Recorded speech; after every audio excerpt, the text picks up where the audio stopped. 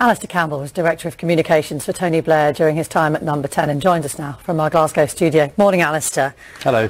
You know exactly what it's like to be part of that sort of inner circle inside government when things don't always go according to plan. Can you just give us an idea what the last few days will have been like for Theresa May and her team? Well, if you do something as big as calling a general election where you think you're going to get a landslide and then you don't even get a majority, then that is, by any stretch of the imagination, a sense of complete failure. And actually, I don't think there are real comparisons to be made between our operation and Theresa May's operation. Because one, I think we were competent. Two, we reached out to the PLP, to the Labour MPs. We made sure that the whole government at least felt part of what we were doing. This isn't about Nick Timothy and Fiona Hill. This is about Theresa May.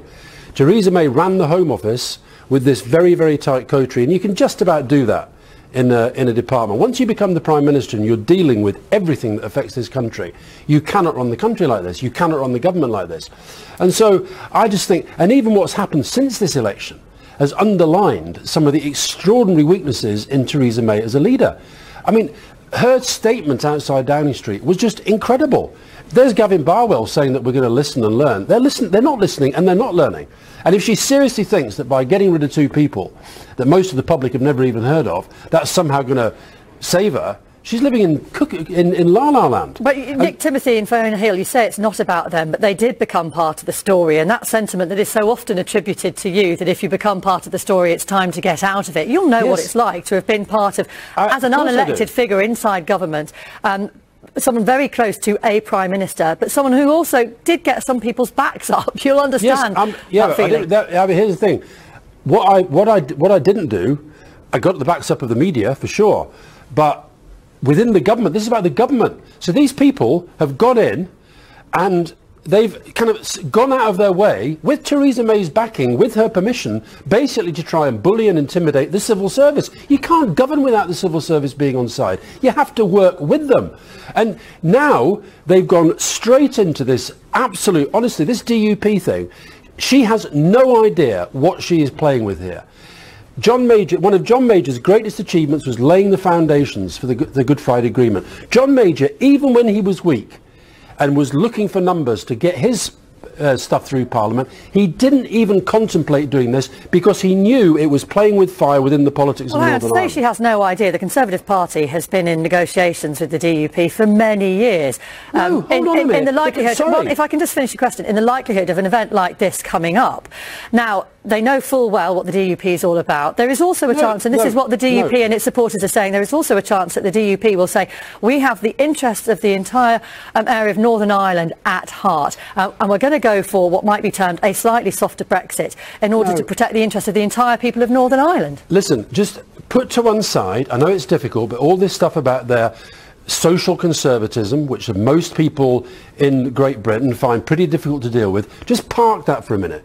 This is about the role of the government in the Northern Ireland peace process. Though when the peace process is in trouble, as it is at the moment with the administration not operating, the British and Irish governments are the mediators between the Unionists and the Nationalists. How can they be the mediator when the Unionists are now being brought into government? They have not thought this through. And that is playing with fire. So this is a Prime Minister. She's already tried, I think she's going to fail because I think hard Brexit is dead in the water. She's already tried to destroy Margaret Thatcher's greatest achievement, which is the single market. Okay. She's now, if she's not careful, she's going to destroy the one thing that John Major and Tony Blair did, which is bring peace to Northern Ireland. Just watching, sorry, just to interrupt, pictures of her going into church this morning. So for her, it's carry on. She needs help from above, I'm telling you that. It's carry on as normal. Well, if you were sitting on that little cloud, how would you be advising her? I don't know. Look, what has been exposed? She called this election because she thought Labour were weak and she thought that she was going to get a landslide.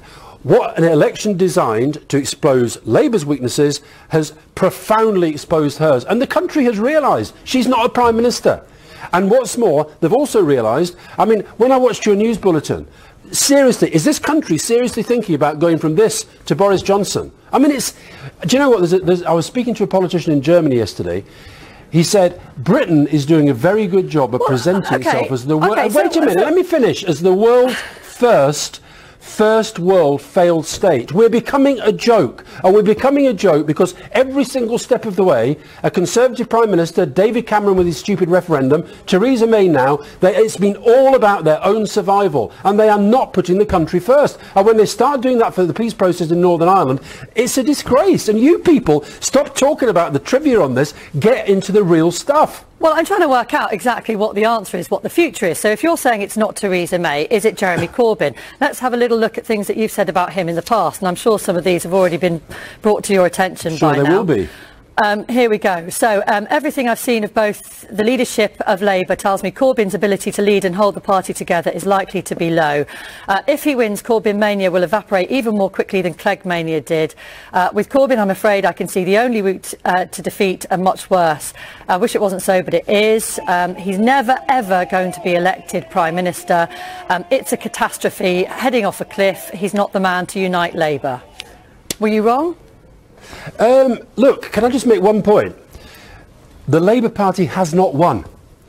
And what you have to take out of this election is that the British public have said, as things stand, we don't want either of you. Now, Jeremy Corbyn, as I acknowledged on Question Time the other night, had a very, very good campaign, and a lot of people have underestimated him. But we are still not in power. And what we've got to do, we've got to see less of the celebration and more now of actually showing the plans that Labour Party would have for power. And I'll tell you one thing, Jeremy, I know he's on the Mar programme later, and I hope that Andrew really tries to get him to push on Brexit and to say on Brexit that actually he can now step into a leadership role, and then we'll see. I'm not going to pretend that I've gone from being a total sceptic to a total supporter, because I'm going to say what I think. I still think the public have got big reservations about Labour. The Labour Party now has to try to get over those. So trying to work out what you think the best thing for the country would be right now. Would it be another general election? Look, I think the best thing for the country, I know this is very, very difficult, the best thing for the country, in my view, because let's just get to the nub of what is causing this utter chaos. She goes on about the coalition of chaos. What is causing it is the fundamental divisions in the country that have been exposed and triggered by the referendum, the European referendum. And I actually think if the politicians of all parties could somehow work out a way of let's just park that for a bit. Let's try to work out a way forward on that. And I hope that Jeremy Corbyn, actually, because Theresa May, she hasn't got the capacity, politically or psychologically, to do what she needs to do now. And I hope Jeremy Corbyn actually can say, listen, I will go and talk to the Lib Dems, I will go and talk to the SNP, I will go and try and work out whether there's a way of actually looking at taking the June 23rd referendum and doing something very, very different to what Theresa May has tried to do. Because Theresa May, part of what was rejected in this election is her interpretation of that referendum. And in terms of Jeremy Corbyn's leadership of the Labour Party, we've seen the likes of Angela Eagle, Yvette Cooper, Lucy Powell and so on, the Corbyn doubters, do their own little U-turns on him, saying that now they think that he is the man who can lead the party. In a sense, abandoning their principles in favour of popularity. Is that pure cynicism or pragmatism by politicians? How do you read it? Look, it's very, very difficult if you're an MP. And let me just throw another little thing into the mix here.